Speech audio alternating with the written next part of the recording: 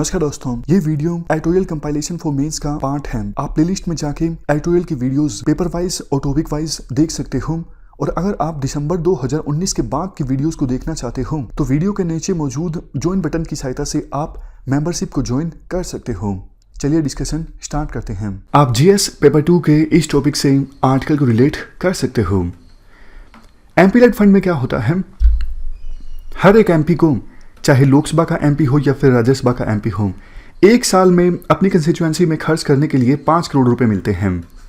5 साल तक अगर कोई एमपी रहता है तो उसे अपने कार्यकाल के दौरान 25 करोड़ रुपए मिलते हैं अपनी कंस्टिट्यूएंसी में डेवलपमेंट रिलेटेड एक्टिविटीज़ पर खर्च करने के लिए।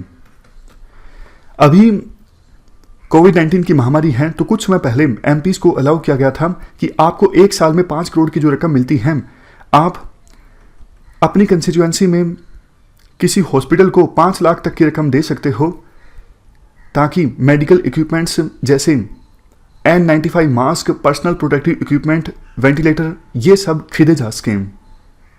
बट अब एमपी-लेड से संबंधित सेकंड अनाउंसमेंट की गई सेंट्रल गवर्नमेंट के द्वारा। सेंट्रल गवर्नमेंट ने कहा है 2 साल तक एमपी-लेड को सस्पेंड किया जाता है। मतलब 2 साल तक अब एमपीज एक साल में 5 करोड़ की रकम नहीं खर्च कर सकेंगे डेवलपमेंट रिलेटेड एक्टिविटीज़ के लिए। इससे 8,000 करोड़ रुपए की बचत होगी।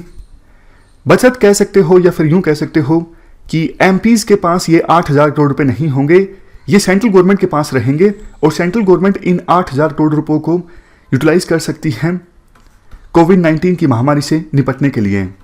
अब कुछ एमपीज तो कंप्लेन कर रही हैं कि देखो, हमारे पास अगर एक साल में 5 करोड़ के रुपए की रकम मिलती तो हम लोकल लेवल पे खर्च कर सकते थे कोविड-19 की महामारी से निपटने के लिए।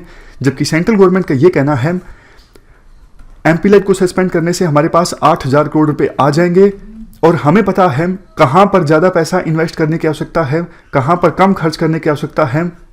हम ज़्यादा बेहतर ढंग से इन पैसों को यूटिलाइज कर सकेंगे कोविड-19 की महामारी से निपटने के लिए। देखो, आर्टिकल में ये कहा जाता है एमपी-लेड फंड की बहुत सारी कमियां हैं। सबसे बड़ी जो कमी है, सबसे ज़्यादा जो क्रिटिसिज्म होता है वो तो यही होता है कि एमपीज का काम कानून बनाना है, ना कि डेवलपमेंट रिलेटेड एक्टिविटीज़ पर खर्च करना। ये काम सरकार का होता है, ये काम होता है एग्जीक्यूटिव्स का, ना कि लेजिस्लेचर्स का। तो ये तो पूरा सेपरेशन ऑफ पावर्स का जो कंसेप्ट है वही गड़बड़ा जाता है जब एमपी को पैसा दिया जाता है डेवलपमेंट रिलेटेड एक्टिविटीज पर खर्च करने के लिए। मतलब एमपी जो है वो एग्जीक्यूटिव का काम कर रहे हैं पैसा खर्च करके, जबकि उनका काम ये है कानून बनाना। समझ गए? तो सबसे बेसिक चीज ये सेपरेशन ऑफ पावर के अगेंस्ट है। दूसरी चीज, बहुत बार देखो एमपीज पैसा खर्च करते ही नहीं है, फंड्स जो है वो अनस्पेंट रह जाता है, बिना खर्च किए लैप्स हो जाता है।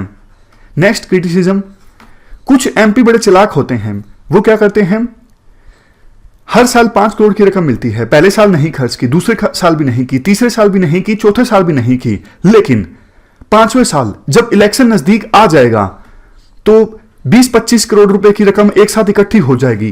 तब इलेक्शन से पहले एमपी के द्वारा वो रकम एक साथ खर्च की जाती है ताकि वोटर्स को लुभाया जा सके। समझ गए? तो मिसयूज होता है। नेक्स्ट पॉइंट, मिसयूज देखो ऐसे भी होता है, कई बार एमपी ऐसा काम करवाते हैं जिससे कुछ प्राइवेट फर्म्स को फायदा होता है, या फिर ऐसा काम भी करवा लेते हैं जो अलाउ नहीं होता एमपी-लेड फंड के अंडर। या फिर काफी बार तो इस प्रकार की खबरें भी आती हैं, एमपी ने अपने घर के सामने की सड़क बनवा ली इलीगल तरीके से इस फंड का इस्तेमाल करते हुए। और देखो नेक्स्ट पॉइंट है ये, एमपी सिर्फ एक रिकमेंडेशन दे सकता है, डिस्ट्रिक्ट एडमिनिस्ट्रेशन को बोल सकता है एमपी कि भैया मैं ये रिकमेंडेशन देता हूं और मेरे फंड से आप पैसा निकाल लीजिए और ये काम करवा दीजिए।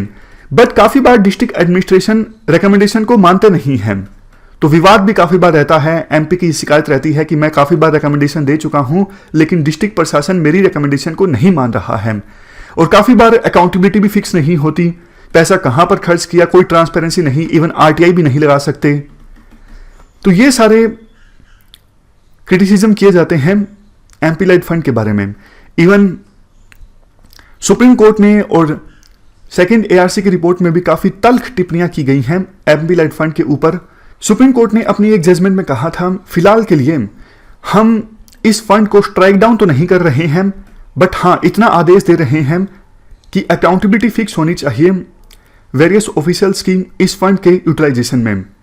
कैग ने कहा था फाइनेंशियल मिसमैनेजमेंट होता है एमपी-लेड फंड का, और फंड जो खर्च किया जाता है इसे बढ़ा चढ़ाकर बताया जाता है अकाउंट्स में।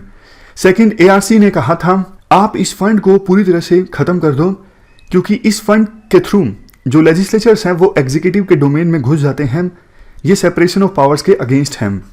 लास्ट में आर्टिकल में कहा जाता है देखो 2 साल के लिए ये जो फंड सस्पेंड किया गया है, तो एक मौका है सेंट्रल गवर्नमेंट के पास कि एमपी-लेड फंड को टोटली रिव्यू किया जाए। क्या 2 साल के बाद भी इस फंड को कंटिन्यू करने की आवश्यकता है, या फिर किसी प्रकार के बदलाव लाने की आवश्यकता है, या फिर नहीं है। इस डिस्कशन में फिलहाल इतना ही है। Thank you very much for discussion.